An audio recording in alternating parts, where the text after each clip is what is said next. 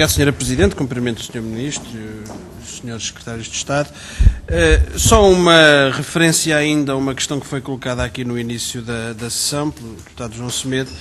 Só para relembrar que o Dr. Mendes Ribeiro também já foi contratado em tempos pelo Ministro Correia de Campos para ser o responsável pela estrutura de missão das parcerias público-privadas, de onde transitou depois para o Grupo Privado de Saúde do Grupo BPN. Tem, portanto, um grande historial de passar de funções públicas para interesses privados e vá-se lá saber qual é a sua vinculação principal. Quanto à questão da prestação de serviços, bom, mas a realidade, Sr. Ministro, o Sr. Ministro tem-nos vindo a dizer o seguinte, nitidamente em recuo, dada a pressão pela luta dos profissionais e a pressão pública para garantir melhores condições aos profissionais de saúde. Tem vindo a dizer que há prestação de serviços, mas está a diminuir, ou vai diminuir.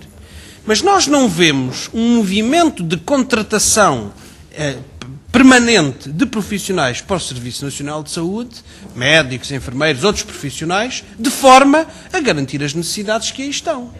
E, portanto, não há uma correspondência entre as afirmações que faz de diminuição das prestações de serviços e a necessária compensação por contratação dos profissionais que são necessários para que não sejam precisas as prestações de serviços. E há aí, de facto, um ponto de carência, porque continua a escassez de profissionais, eles continuam a faltar em muitas unidades de saúde e não vale a pena o Sr. Ministro responder-nos com desequilíbrios que efetivamente existem entre esta ou aquela especialidade, porque isso não apaga a questão geral. E no cômputo geral há falta de médicos e há falta de enfermeiros e o Serviço Nacional de Saúde precisa de mais médicos e de mais enfermeiros para cumprir as suas funções. Outra questão, em relação ao concurso que foi aqui referido pela minha camarada Paula Santos, a questão é que, no que foi publicado, o que vem lá é que o critério é o preço mais baixo, Sr. Ministro.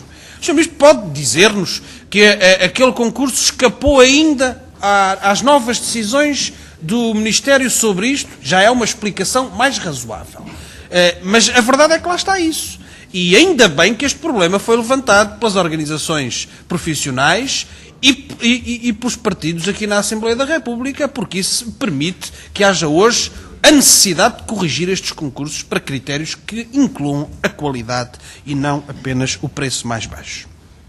Queria ainda fazer-lhe uma pergunta sobre a questão da reforma hospitalar, porque uma ideia forte do estudo que foi apresentado é a seguinte, é de que é possível e desejável desgraduar um conjunto de urgências porque o bom atendimento de muitos dos utentes que acorrem a essas urgências deve ser feito nos cuidados primários de saúde.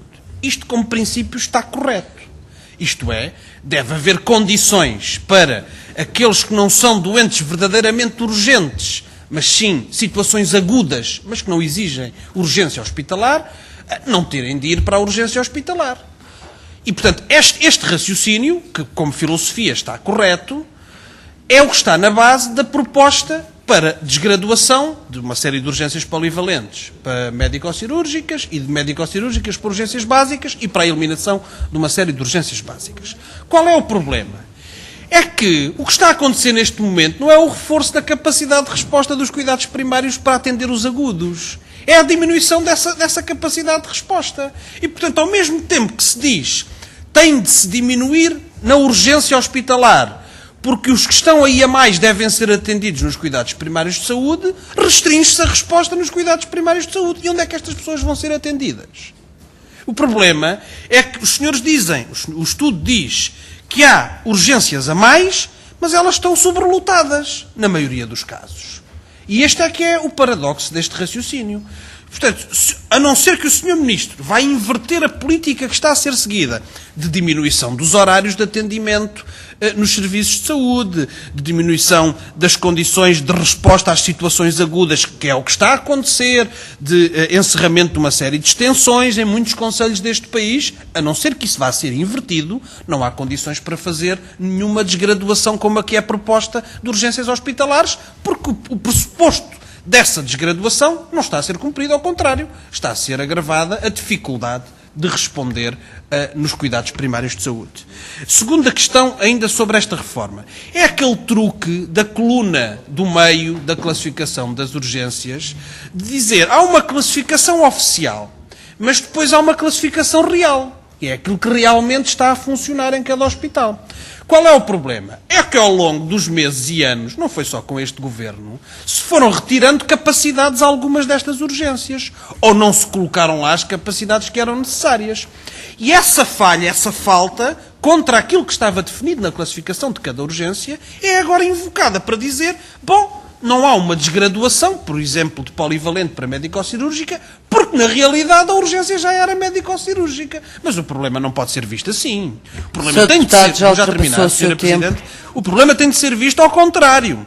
É se era uma urgência polivalente, e em vários casos, por exemplo, o de Évora era uma urgência polivalente, era assim que estava estabelecido, tem que se criar condições para que o seja, e não invocar as carências que os sucessivos governos foram impondo para agora justificar a sua desgraduação, que é o que está naquele estudo. E o Sr. Ministro tem de nos dar a sua posição sobre os critérios daquele estudo, e precisamos de saber isso neste momento, e não só quando as decisões políticas forem tomadas.